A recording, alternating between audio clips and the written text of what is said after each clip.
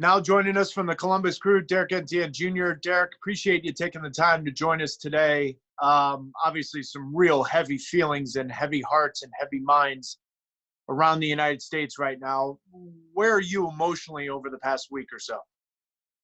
I mean, it's been a wide range of emotions, I feel. Some frustration, um, but also, to be able to see, how people are coming together and taking this seriously and looking at things from a different perspective, a different lens. I'm also grateful. So definitely a lot of different emotions, but I feel that for the most part, I'm happy that we're able to come together as a people and try to rectify mistakes that we've made in the past. Now, Derrick, you went to some of the protests in Columbus on Sunday. What was that like? Honestly, it's something that I've never thought I experienced. To be honest, growing up, hearing my parents and obviously in school, seeing how people protest and things like that. I didn't think it will get to this magnitude. We've had protests, Trayvon Martin and so many people that we've lost so far. But to see how the what's the level of seriousness that's being taken into these protests is inspirational to me because a lot of people didn't have to. They took time out their Sunday to go out there. They sat in the streets for hours on end. It was hot. But people were still out there, just spreading, the good word and peaceful protest. So it was amazing to see. It's something that's definitely going to stick with me for the rest of my life. Just how we were able to all come together and peacefully speak our mind.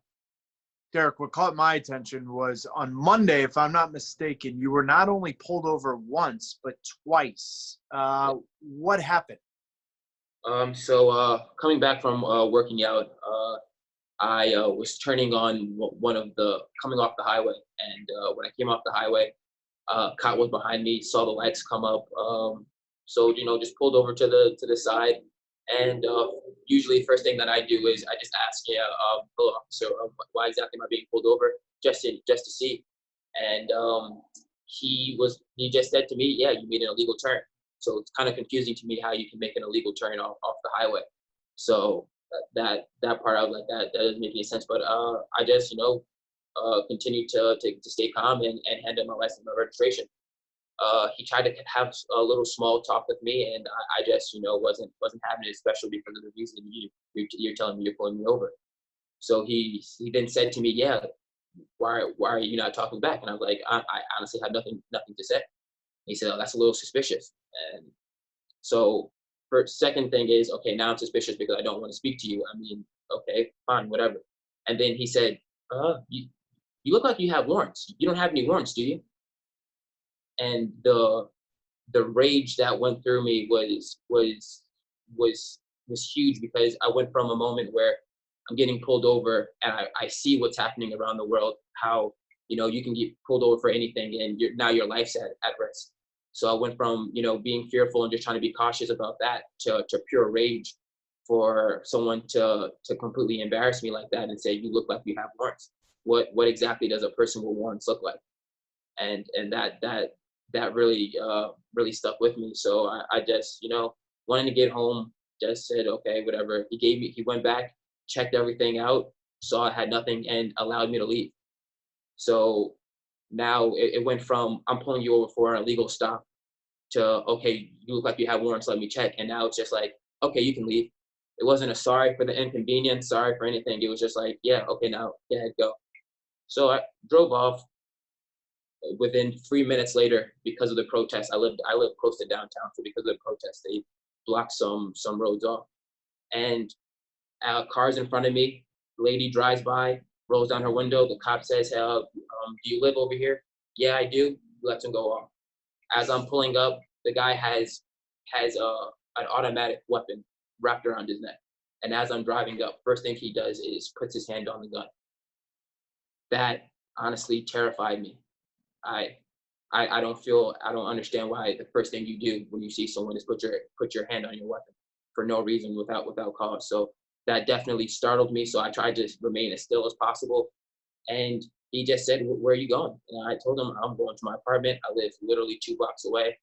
Okay, so he started questioning me, asking me, yeah, what apartment number I live in, what's the name of my apartment, how long did I live there, and then he said, well, if you live in Columbus, why do you have New Jersey plates? I told him I just moved from New Jersey. I lived in New Jersey. I'm now playing for the Crew. Interesting. Well, I'm gonna need you to wait here. Wait here for what? Can you just let me go home? No, I just have to, people are coming in, coming in here, and I'm not sure if I really believe, that you're that you moved here. You still have Jersey plates. I just have to make sure you don't have any warrants because, I'm not gonna say it, but yeah, I just have to make sure you don't have any warrants. And that's when I really began to get frustrated. I'm like, just let me go home. I told you everything you need to know. I explained everything to you.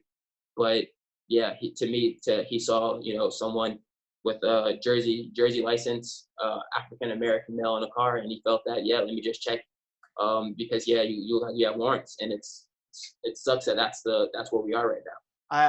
It's difficult for me to put into words. One, I'm sorry, but two, it's time for change from all of us that have been privileged our entire lives, and that's why I'm sitting here talking to you. So if you were going to talk to me and all of my family and friends and everyone that really isn't fully understanding what is going on, what is the message you would want to convey at this time? For me, it's just, being open to understanding, something that you don't fully understand. I think that's been a problem. I understand there's people I've known. I have teammates who are from Europe. I have American teammates who don't really, who didn't understand exactly the privilege that they had over, some of the African American or men of color in the team, and they come to me and ask certain things. So I feel that if we're all open to understanding what's not, something that doesn't directly affect you, it's going to help the cause. Because I was at the protest when people were screaming Black Lives Matter, and then you had some people saying all lives matter. And what we're trying to say is, we're not saying that all lives don't matter. It's like if you at a cancer walk and you're doing it for breast cancer, you're there at a marathon for breast cancer. You don't have people coming there screaming lung cancer, lung cancer.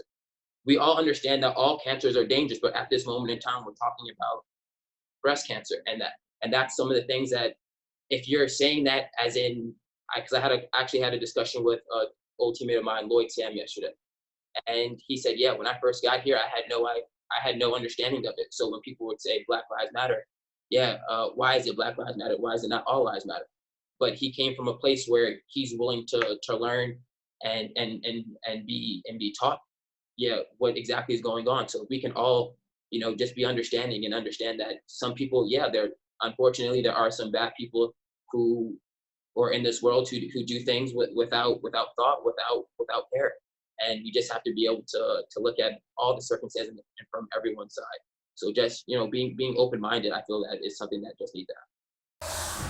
Well, thank you very much for watching ESPN on YouTube. For more sports highlights and analysis, be sure to download the ESPN app. And for live streaming, premium content, and let's not forget as well, ESPNFC 7 days a week, subscribe to ESPN+.